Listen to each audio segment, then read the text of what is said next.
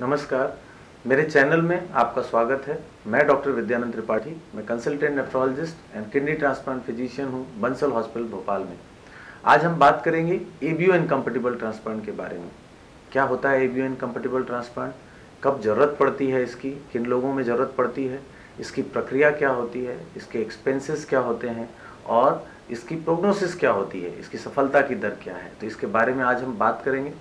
तो सबसे पहले तो एबीओ इनकम्पैटिबल ट्रांसप्लांट नाम से पता चल रहा है कि अगर आपका एबीओ मतलब आपकी जो ब्लड ग्रुप की कंपैटिबिलिटी नहीं है।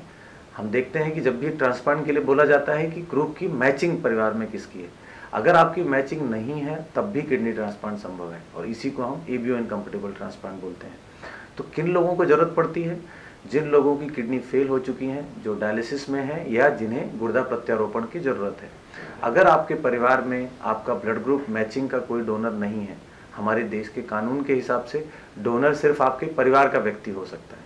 और बहुत बार ऐसा देखा जाता है कि परिवार में लोग कम हैं या उनकी किडनी मैच नहीं कर रही है, अलग अलग कारणों से वो नहीं दे पा रहे हैं और ब्लड ग्रुप मैचिंग नहीं है। ऐसी स्थिति में अगर परिवार में कोई व्यक्ति जो किडनी देने के लिए फिट है लेकिन उसका ब्लड ग्रुप मैच नहीं है, ऐसी स्थिति में एबीओ इनकम्पैटिबल ट्रांसप्लांट किया जाता है। तो एबीओ इनकम्पैटिबल ट्रांसप्लांट कैसे किया जाता है?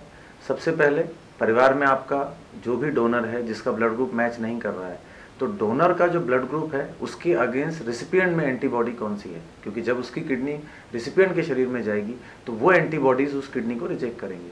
उन एंटीबॉडीज का आईजीजी और आईजीएम लेवल देखा जाता है, उस टाइटर के बेस पे फ्यूचर ट्रीटमेंट हम प्लान करते हैं। तो बहुत से लोगों में ऐसा भी देखा गया है कि ब्लड ग्रुप मैच तो नहीं है लेकिन एंटीबॉडी टाइटर्स बहुत ज़्यादा नहीं है। जैसे हम अपने हॉस्पिटल में ये टाइटर का टारगेट लेवल 1:4 या 1:8 रखते हैं। अगर ब्लड ग्रुप मैच नहीं है और आपका टारगेट जो एंटीबॉडी टाइटर लेवल है वो इससे कम है, तो कई बार सामान्य रूप से भी ट्रांसप्लांट की प्रक्रिया की जा सकती है जिसमें एक्सपेंस भी एक्स्ट्रा नहीं लगता। अगर ये टाइटर्स ज़्यादा हैं तो इसकी एक डिसेंसिटाइजेशन की प्रोसेस होती है। उस प्रोसेस में सबसे पहले ट्रांसप्लांट की जो डेट होती है उसके करीब 2 हफ्ते पहले हम मरीज को एक रिटुक्सीमैब का इंजेक्शन लगाते हैं जो कि आपकी इम्यूनिटी को कम करता है। ट्रांसप्लांट की दवाइयाँ जो सामान्यतः 2 दिन पहले स्टार्ट की जाती हैं उन्हें हम 2 हफ्ते पहले स्टार्ट करते हैं।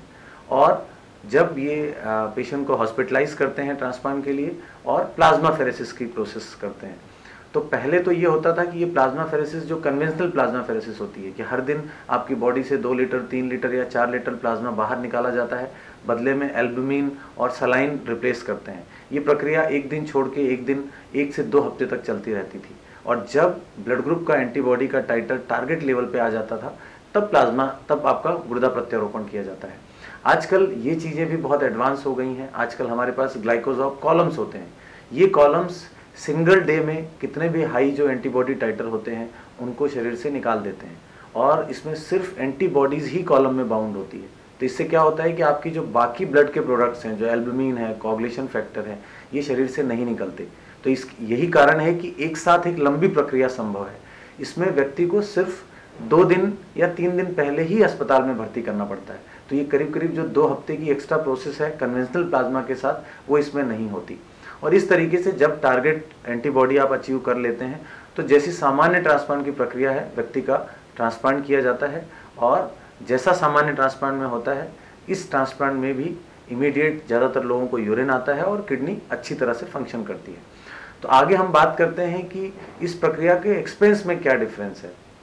तो नॉर्मल जो गुर्दा प्रत्यारोपण होते हैं उनका खर्चा करीब करीब 6 से 7 लाख होता है। अगर हम ग्लाइकोजॉब कॉलम के साथ बिना ब्लड ग्रुप के ट्रांसप्लांट में जाते हैं तो ये एक्सपेंस करीब करीब 5 से 6 लाख एक्स्ट्रा होता है। इसमें कॉलम्स का रेट ही 3 से 4 लाख होता है और बाकी इंजेक्शंस और ड्रग्स जो एडिशनल लगती हैं। तो इस तरीके से ये खर्चा करीब करीब 10 से 12 लाख तक जाता है। तो ये इसका एक्सपेंस है जो नॉर्मल ट्रांसप्लांट की तुलना में थोड़ा अधिक होता है। अगली बात है कि सक्सेस रेट कैसा है। ऐसा देखा गया है कि इसका सक्सेस रेट भी एक नॉर्मल गुर्दा प्रत्यारोपण के बराबर है। शुरुआती दौर पे जब आप एडिशनल दवाइयाँ यूज़ कर रहे हैं, आप प्लाज्मा फेरेसिस कर रहे हैं, तो रिजेक्शंस और इन्फेक्शन के रिस्क, थ्योरेटिकल रिस्क कुछ अधिक हो सकती हैं, बट लॉन्ग टर्म में जो किडनी की लाइफ है वो नॉर्मल ट्रांसप्लांट की तुलना में करीब करीब बराबर होती है। इसलिए ये एक बहुत अच्छा विकल्प है। जिन लोगों के परिवार में मैच डोनर नहीं है, तो डायलिसिस में अगर वो रहते हैं तो उनकी लाइफ के रिस्क अधिक है, लाइफ की क्वालिटी अच्छी नहीं है, तो ऐसे लोगों को एबीओ इनकम्पेटिबल ट्रांसप्लांट पे जाना बहुत उपयोगी साबित हो सकता है। तो एबीओ इनकम्पेटिबल ट्रांसप्लांट के बारे में अगर आपके कोई सवाल हैं तो आप मेरे चैनल के माध्यम से अपने सवाल पूछ सकते हैं। धन्यवाद।